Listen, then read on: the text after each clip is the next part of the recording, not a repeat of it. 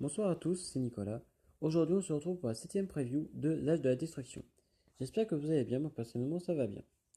Alors, encore comme hier, peu de cartes ont été révélées en français, donc je vais vous les faire. Il y en a très peu, donc c'est pour ça que la vidéo sera très courte. Je suis désolé, mais c'est comme ça. Nous commençons avec l'éternel Amout. Pour 3, c'est une 5/5, zombie, crocodile et démon, super original. Affliction 3. Déjà, c'est pas mal. Ensuite, à chaque fois qu'un adversaire lance un sort, on met un marqueur -1/-1 sur l'éternel Amout. Très intéressant. Mais à chaque fois qu'il inflige des blessures de combat à un joueur, on lui retire tous ses marqueurs -1/-1.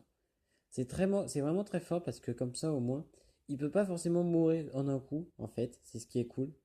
Mais après, dès qu'il inflige des blessures et qu'il n'est pas bloqué, par exemple, il inflige des blessures, mais après, déjà, ben, il a ça perdra 3 points de vie, plus son nombre de points de vie avec sa force, et ça sera vraiment très fort. Donc je trouve ça très intéressant à jouer.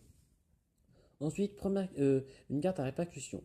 Refusé. Pour 4 dont 1 en rouge, c'est un éphémère. Refusé inflige jaune au contrôleur du sort ciblé un nombre de blessures égal au coût converti de mana de ce sort.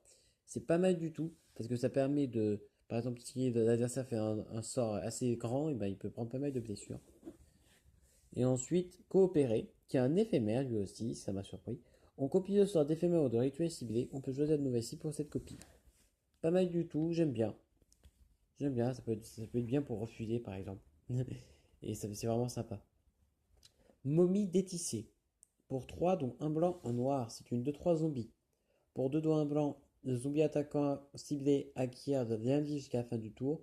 Et pour 2 dont un noir, le zombie attaquant ciblé acquiert le contact mortel jusqu'à la fin du tour. C'est très intéressant. Là, ça nous permet de faire deux types de zombies différents et j'aime bien, c'est assez rigolo. Ensuite, don du dieu pharaon.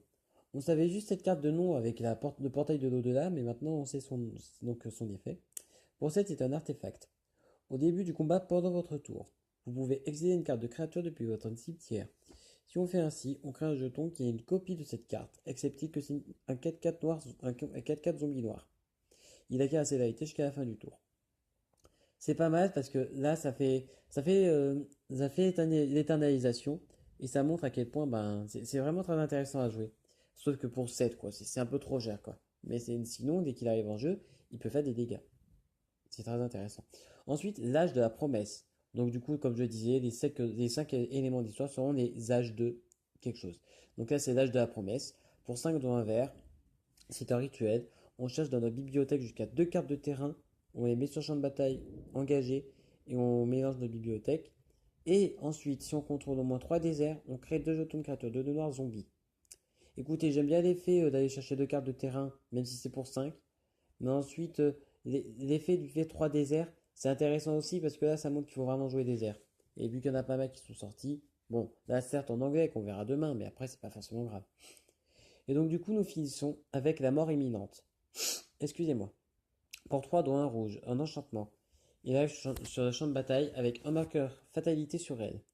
À chaque fois que vous lancez un sort ayant un CCM égal au nombre de marqueurs fatalité sur la mort imminente inflige autant de blessures à une cible créature au joueur.